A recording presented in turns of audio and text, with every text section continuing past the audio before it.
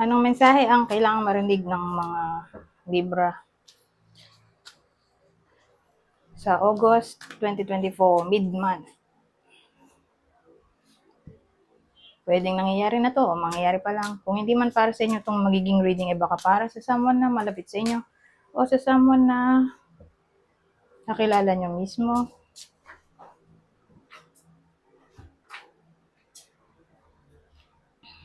Baka may lumabas na gender mamaya. Gawin nyo na lang energy, masculine at feminine energy. Pwede rin naman na huwag nyo nang pansinin yung gender as long as tama naman yung sitwasyon nyo sa reading, ganun na nga lang. Huwag nyo nang pansinin ang gender. Okay? Magsimula na tayo. So, Libra ito. Libra reading.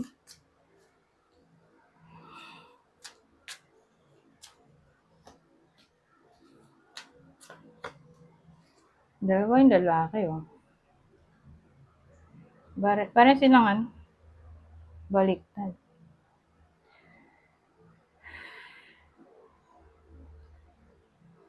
Ano kaya ito? Man-to-man relationship siguro to.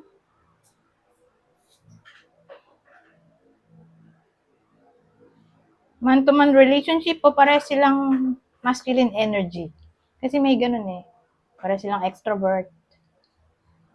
Kung ano.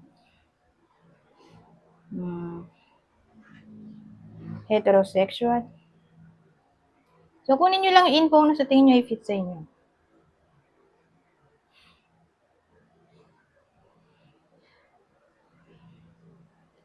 Kasi may lalaki tayo dito.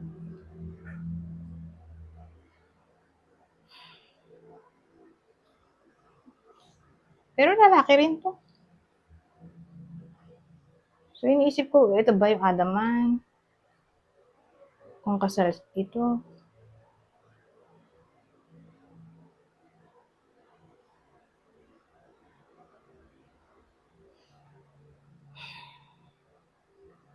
Basta yung lalaki dito, in a relationship na siya sa iba. Okay? Kasal nga siya eh. Pwede rin ganon. May anak na to. Wait lang. Kasal? Pag ganon. Oo, kasal yan. Pero hindi siya masaya sa current relationship niya. So, again, kasal to. May anak. Pwede rin siyang businessman. Pero for some reason, mahina yung business niya.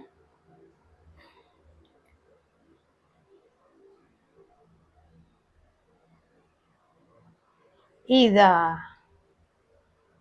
may business siya, pero mahina yung kita, o may trabaho, pero hindi stable yung job niya.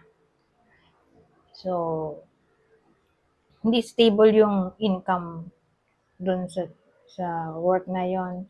So, pwedeng commission-based, salary, contractual. Hindi siya permanent dun sa work. O pwede rin namang permanent siya dun, pero malit ang kita. Malit lang yung salary niya. Para bang hindi siya masaya sa relasyon niya at sa kinikita niya, gano'n. O walang work, pwede rin. Ayan itong lalaking to. Kasi mapusok to eh. Mapusok yung lalaki dito. Kung ito mapusok, itodo mo na dito. Ito masama ugali. Although ito rin naman, pero mas malala to sa pananaw ko. So, kunin nyo lang info na sa tingin nyo i-fit sa sitwasyon nyo.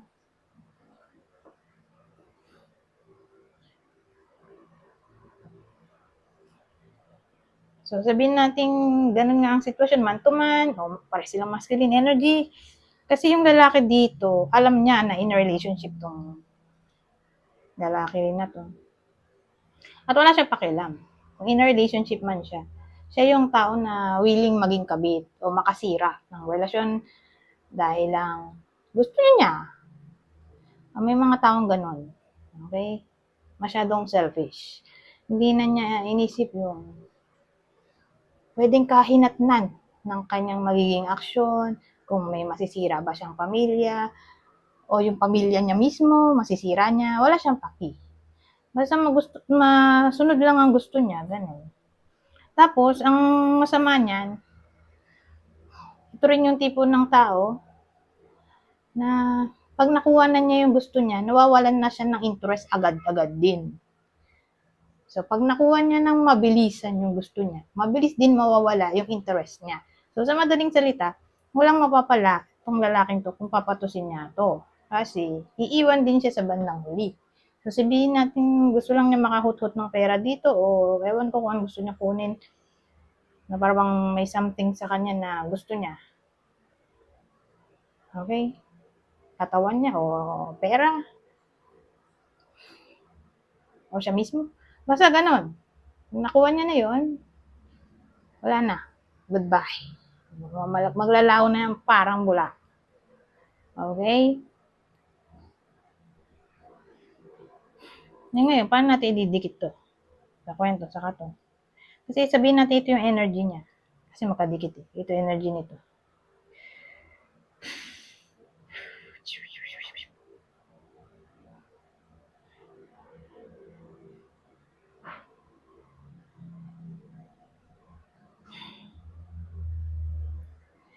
Well, sabihin natin hindi siya masaya sa current relationship. Pero family-oriented siya, oh. So, ibig sabihin, mahalaga pa rin yung family.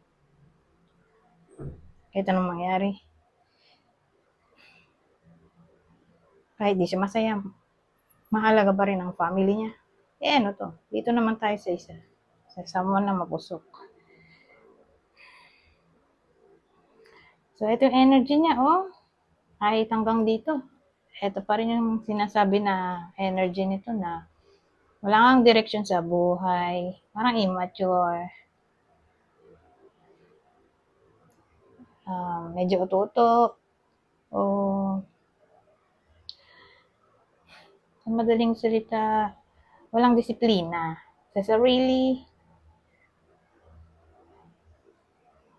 Kasi sabi ko nga kanina, wala siyang pakialam sa magiging consequence ng kanyang magiging action. Basta makuha lang niya yung gusto niya. Ganon. So, literal na selfish. Kahit sa maling paraan, basta makuha niya, gagawin niya ang lahat. So, sa madaling salita, may gusto nga to dito. Alam niya nga, in relationship to eh. Pero hindi naman necessarily, sabihin natin patay na patay to dito. Kung makuha niya to, sabihin natin ganun, magtatagal siya sa feeling nito. Hindi nga. Kahit nga ito lang eh. Yun din yung sinasabi. Kung ididikit mo to, umulit lang yung sinasabi ko. Wala nga direction eh. Ibig sabihin, anytime pwede niya palitan to. O anytime pwede siya magkagusto sa iba, mawawala rin yung connection nila. Dahil nga, wala nga disiplina to. Hindi niya alam ano gusto niya eh.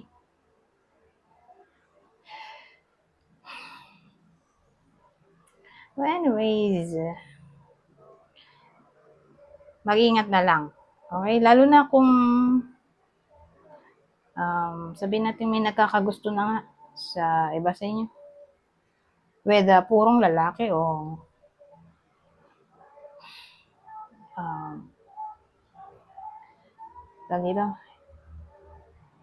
straight o hindi. Kasi kung di nga to man-to-man relationship, sabihin natin energy, parang silang extrovert.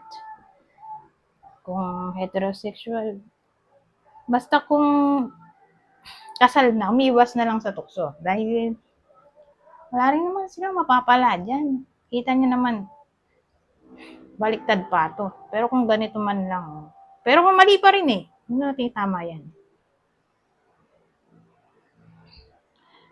So, ganun. Wala silang mapapala. Mag-stick na lang sila sa pamilya nila.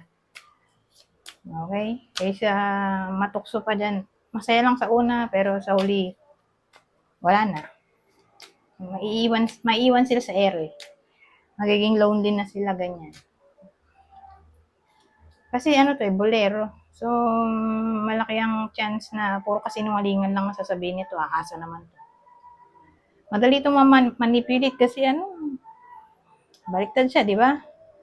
Wala siya ring self-control at di siya masaya sa relasyon. So, konting persuasion lang nito, baka bumigay to.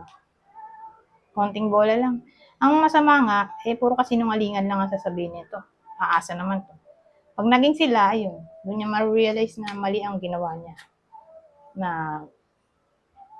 iwan tong pamilya niya para dito sa kabit. Tapos yung kabit pala walang isang salita. Puro bola lang pala yung sinabi sa kanya.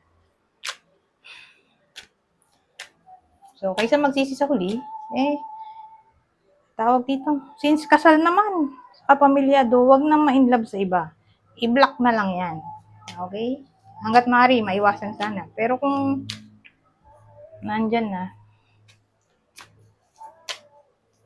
yun nga, iwasan na. Kayo na bahala, okay? Kasi ako yung nag-advise lang naman dito. So, para malaman natin kung para sa inyo ba itong reading. Ito yung possible partner ng libro sa kwento na to. Sagittarius, Pisces, o Taurus. Kasi kung naghiwalay na kayo, paano na? Mahirap na makipagbalikan, di ba? Sa asawang original, pati sa pamilyang nasira, yung mga anak, paano na? Magtatanim sila ng galit. Siguro magsisilbi na lang tong realization para sa iba sa inyo kung nangyayari na nga. Sa bagay, hindi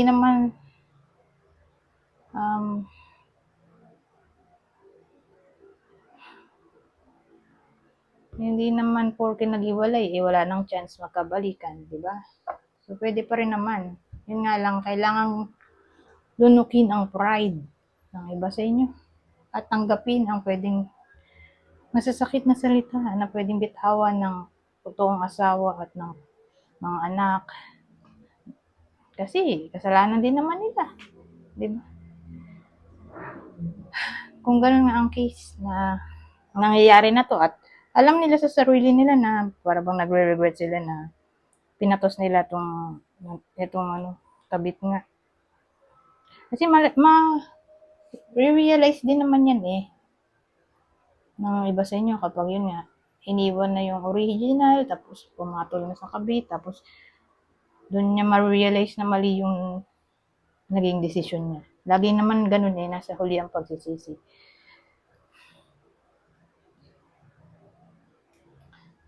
Anyways, so ito yung magiging guide natin. Ito yung clue. Ito yung partner. Okay? Ng Libra. Sagittarius, Pisces, Taurus. Anyways, punta tayo dito.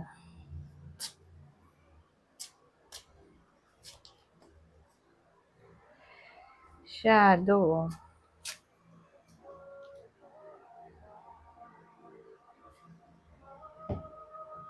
Beggar. Pero maganda kasi.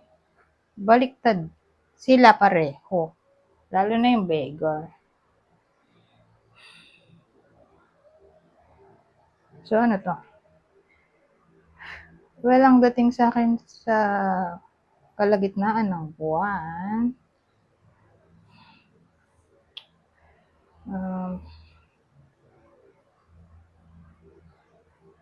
ay, wait lang. Hindi ko sure kung maganda ba to. Ito maganda, pero ito, kung baliktad ba, maganda rin siya. Kasi para may shadow siya di ba, na hidden. Kaya sabi ko, parang maganda kung baliktad. At least yung dark shadow niya may expose, di ba?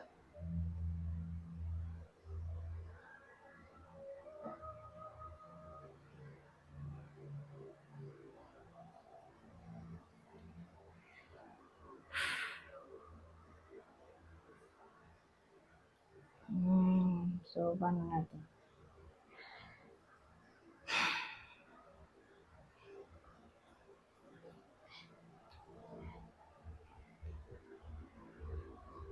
Ito, yung shadow niya dito, hindi siya aware. Kasi may times na ganun eh.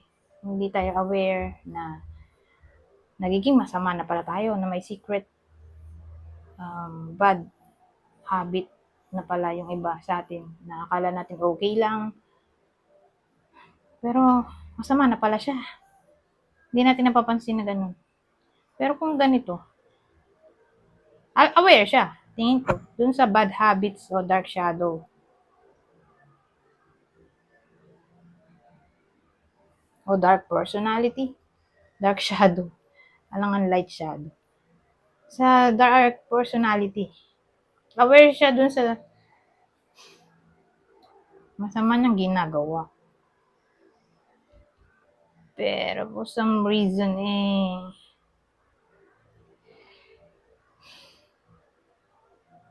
hindi niya pa rin matuwid. Ano kaya yun? Kaya kung ididikit natin dito sa beggar, paano? Ito kahirapan yung ano, di ba? Beggar. Pag tumayo, sabi magkakapera siya. Kasi ito walang capability na i-pursue yung kanyang dream. Ganun ang dating. Kasi nga, dahil sa kakulangan ng pera o sa low confidence o walang strength ba, courage na i-pursue ang kanyang gusto. Kaya ayan, nag-end up siya na walang narating. Parang ganun. Kung ganito, tumayo, either magkakapera o ipopursue na niya. Magkakaroon siya ng lakas ng loob na i-pursue ang gusto niyang mangyari. So ito, kasi parang irresponsible. So sa madaling salita, in short ba, irresponsible? Ito, responsible. Ngayon, kung ididikit nga natin, paano nga ba? Aware siya, di ba? Sa kanyang dark personality na mali. Aware siya sa bad habits niya, pero for some reason, di niya nga itama. Pero since magkadikit sila, responsible na to, di ba? So, ang dating sa akin, magkakaroon na ng capability yung iba sa inyo na lumayo sa something na toxic sa buhay nila. O, tama ang mali. Sana nga, ito ay dikit dun sa tarot. Di ba, pwede rin? Itatama niya yung mali niya kung ang pagkakasala natukso sa iba. Pwede rin ganun. Pero in general, ang dating sa akin itutuwid dito yung pagkakamali. Kasi magkakaroon na ng awareness. Ganun ang dating sa akin. O enlightenment, siguro. Na itama ang dapat itama. Anyways, punta tayo dito. 18 minutes na pala. Last na to. Scorpio. Libra tayo.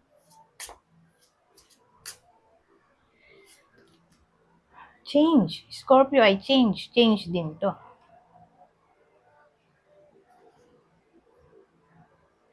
So, maraming pwedeng case dito. Pwedeng yung kakilala nyo na Scorpio ay mababago ang buhay.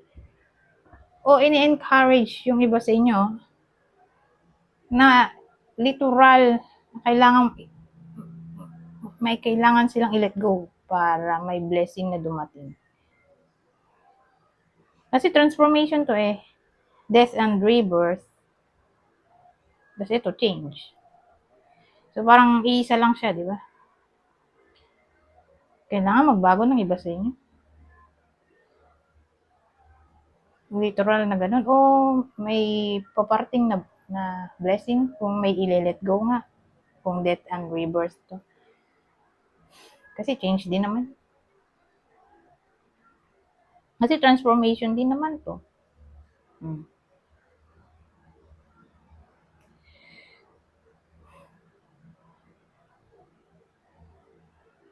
O siguro, kung gagawin natin itong mystery o secrecy, magkakaroon ng revelation, kasi change eh. Kung hindi pa alam yung secret mystery na yun, may revelation na maaaring mangyari. Pwede rin gano'n.